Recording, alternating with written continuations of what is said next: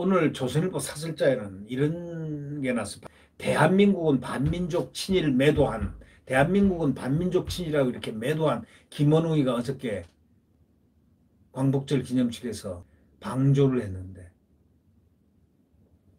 매도한 그 김원웅이 방조 해놓고 문재인 대통령도 같은 생각입니까? 하고 질문을 하는 겁니다.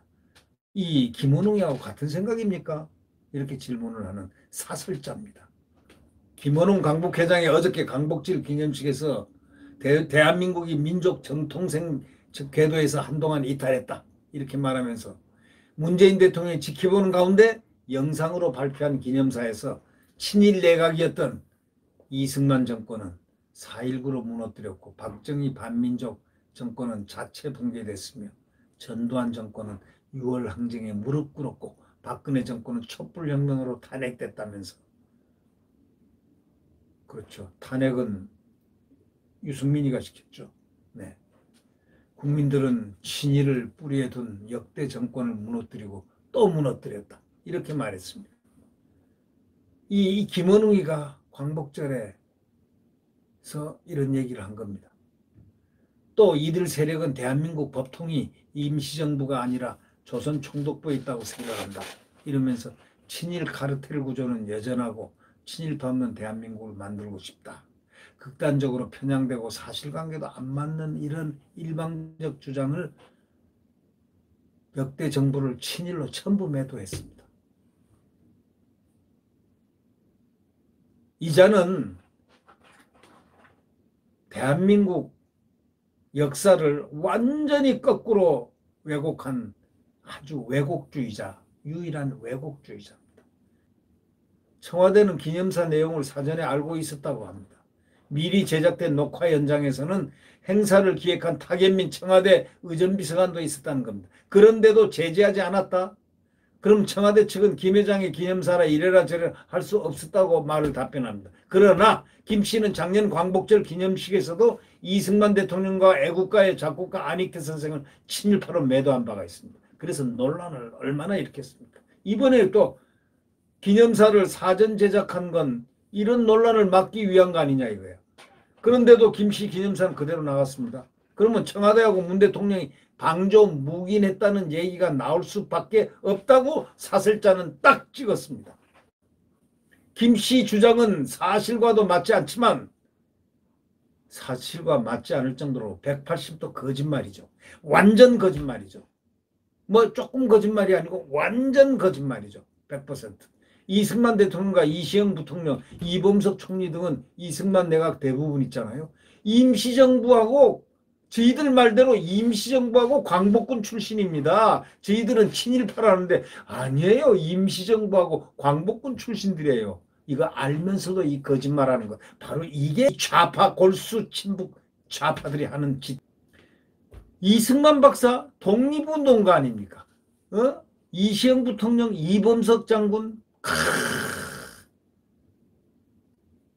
임시정부 하면서 광복군 출신 아닙니까? 이런 거짓말을 해도 이렇게 백주에. 그러니까 이 초등학교 학생들이라든가 이 순진한 학생들은 전부 다 이거 넘어갈 거 아닙니까?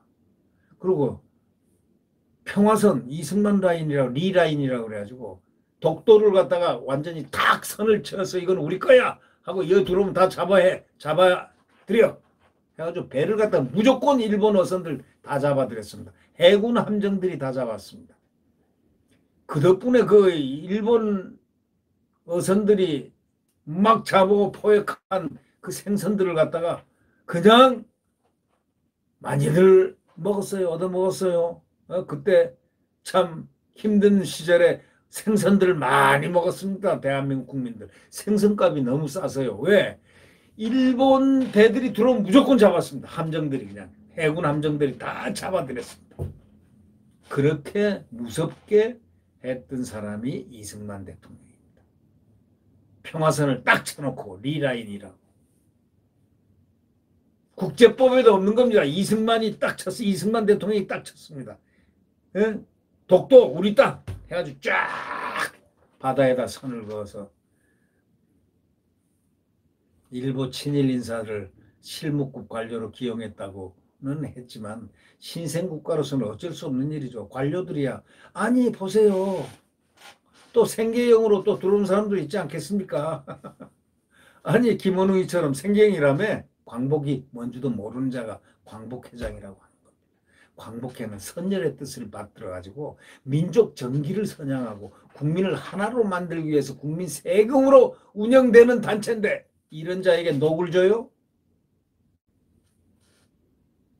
이자는 걸핏하면 야당을 공격하고 북한 김정은을 옹호하고 이런 자가 한미동맹 포기를 주장하고 이런 자가 어떻게 해서 강북회장입니까 이거?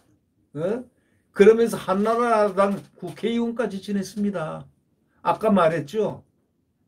한나라당 국회의원까지 지냈어요. 이런 사람이 자기가 몸담았던 정당을 반민족 친일로 몰아붙이니 이건 어이가 없을 정도가 아니고 그렇게 그런 사람이 대한민국의 한나라당 국회의원까지 지냈다는 것. 그런 사람이 어떻게 저렇게 뻔뻔스럽게 국가 역사를 왜곡할 수 있습니까? 그러면 김씨 기념사는 문 대통령에도 보고됐을 것이라는 겁니다. 이 사설자는. 그러나 문 대통령 어떤 조치도 취하지 않았다는 겁니다. 현장에서 직접 들은 뒤엔 박수도 쳤습니다. 자, 청와대는 아무 입장을 내지 않겠다고 합니다. 할 말이 없겠죠. 네.